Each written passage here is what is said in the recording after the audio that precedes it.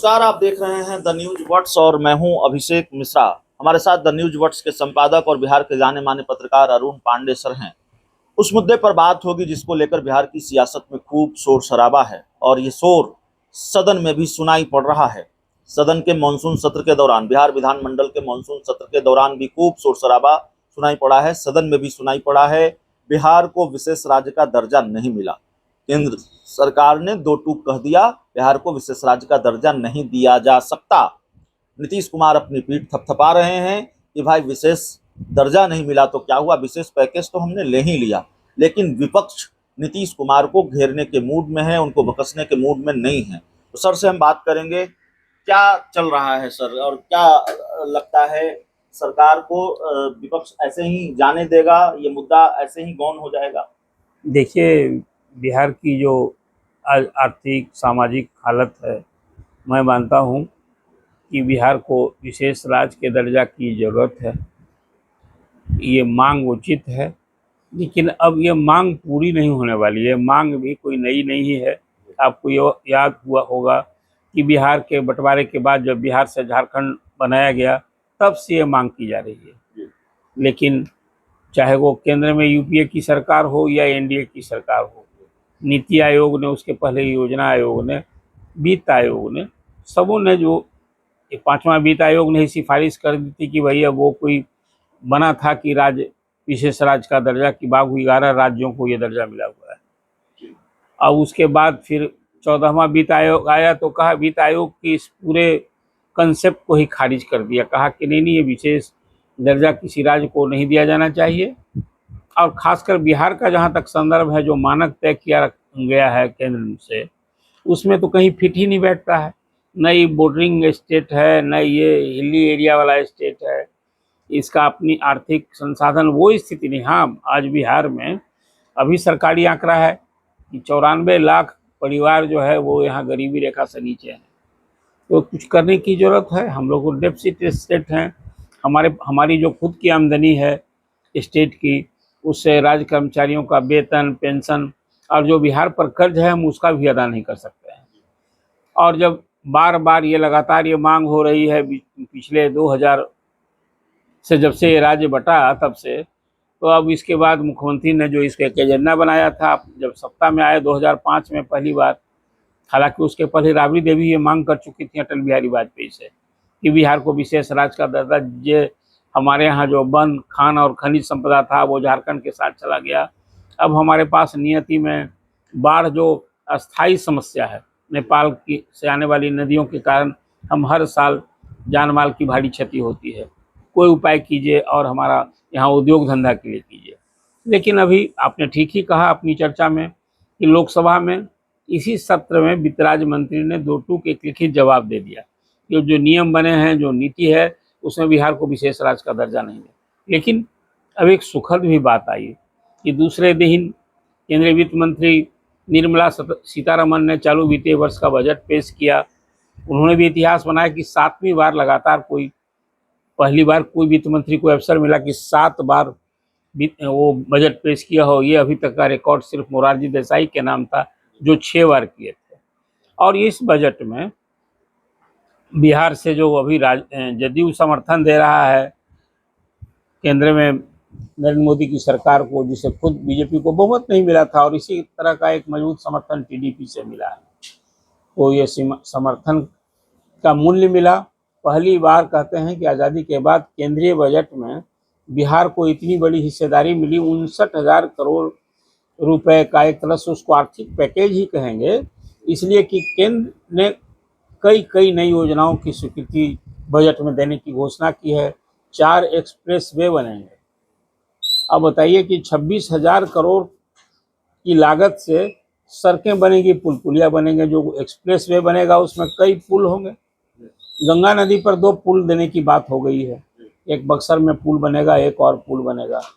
फिर इसी तरह से 24,000 करोड़ की लागत से एक तो पीरपैंती में जो एक बिजली घर बनेगा, सब विस्तार होगा, इसकी घोषणा हुई है। फिर हमारे यहाँ जो कहते हैं रिलीजियस टूरिज्म को बढ़ावा देने के लिए, यहाँ सेंटर्स की कमी नहीं है, लेकिन अब तक उस पर ध्यान देना है। हमारे यहाँ बौद्ध सर्किट है, अब देखिए बोध गया को जिस तरह से काशी को एक कॉरिडोर बनाने की परिकल्पना हुई है, तो उसी तरह से बोध गया को एक कॉरिडोर बनाने का हुआ है, राजगीर को बनाने का हुआ है, जैन और अब यहाँ तो सिख का गुरुद्वारा है तख्त हर मंदिर गुरु गोविंद सिंह की, उसको तो कुछ विस्तार दिया गया है। तो कुल मिला जुला करके केंद्र सरकार ने इस बार बिहार को बड़ी तवज्जो दी और 59,000 करोड़ की योजनाओं की यहाँ स्वीकृति देने की बजट में बात ऐलान किया गया है। इसी तरह से 15,000 करोड़ रुपए का ऐलान हुआ है आंध्र प्रदेश के लिए। लेकिन बात आपने ठीक ही कहा, सियासत तो हो रही है। अब विशेष राज्य के दर्जा की मांग नहीं पूरी हुई, खारिज कर दिया केंद्र ने, तो विपक्ष नीतीश कुमार पर निशाना साध रहा है कि आप तो विशेष राज्य की दर्जा की मांग कर रहे थे, केंद्र ने ठुकरा दिया और ये आर्थिक पैकेज दिया। अब वो विपक्ष इसको जहाँ झुनझुना कह रहा है कि कुछ नहीं है, ठगा गया है। लेकिन मैं मानता हूँ कि विपक्ष का ये जो स्टैंड है, भले वो राजनीति करते रहे, अब तो विशेष दर्जा की जगह विशेष पैकेज जो मिला है उसकी सियासत हो रही है। नीतीश कुमार ने इस पर इसका स्वागत किया है।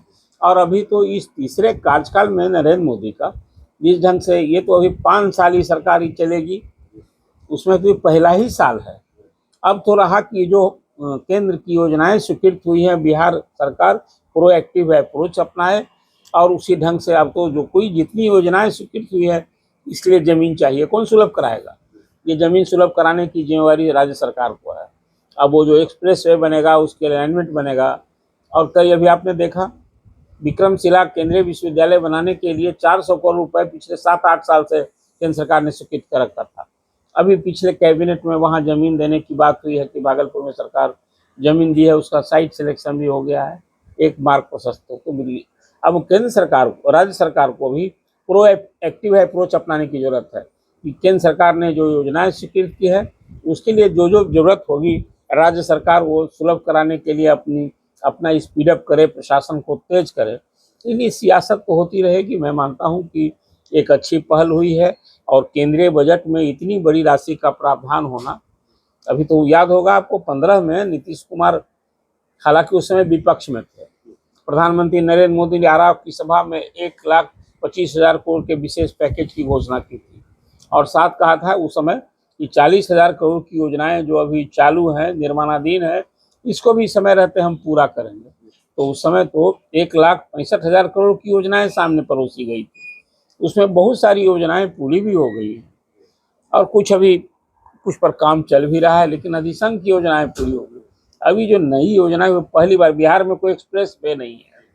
जहाँ कहीं एक्सप्रेस वे बनेगा तो नेचुरल है कि उस इलाके का फिर नए सिरे से विकास की गाथा लिखी जाएगी, एक तस्वीर बदलेगी। लेकिन अब राज्य सरकार के सामने ये चुनौती है कि जो केंद्र की योजनाएं स्वीकृत हुई है उसको समय रहते लागू कराने में, जितना जल्दी लागू हो। और यही होगा, देखिए अगला साल अब बिहार के लिए चुनावी साल है, बिहार में चुनाव होंगे, तो इनकी तो पूरी ताकत लगी होगी चुनाव जीतने के लिए।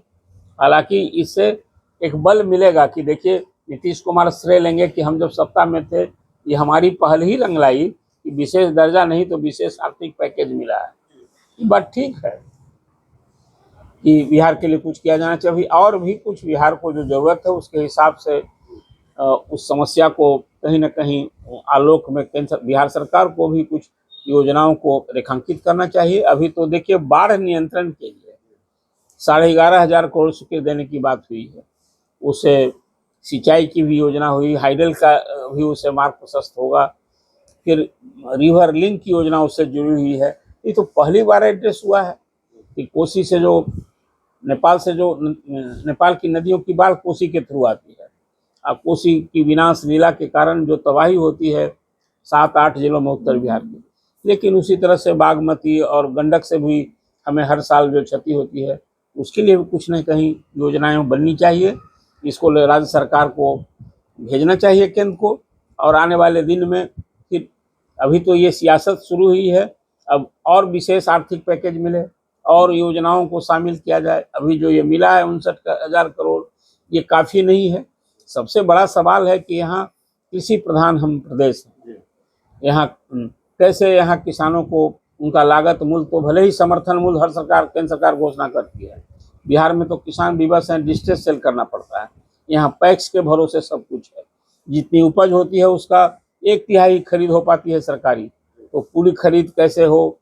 फिर कुल मिला करके जो स्थिति बनी है, अभी भी योजनाएं भले हैं कि खेती के लिए अलग कृषि अधिक बिजली का फीडर बनेगा, अब योजना है लेकिन अभी उसको बहुत हद तक इम्प्लीमेंट इसके नहीं हुआ है। क्रियान्वयन हाँ, की चुनौती है तो सरकार ये के है, सामने। लेकिन कुल मिलाजुला कर मानता हूँ कि अभी आर्थिक दोनों चीज, बिहार को विशेष राज्य का दर्जा और वो न मिला तो फिर आर्थिक पैकेज, इसकी सियासत तो होती रही, उसी को आपने उल्लेख किया।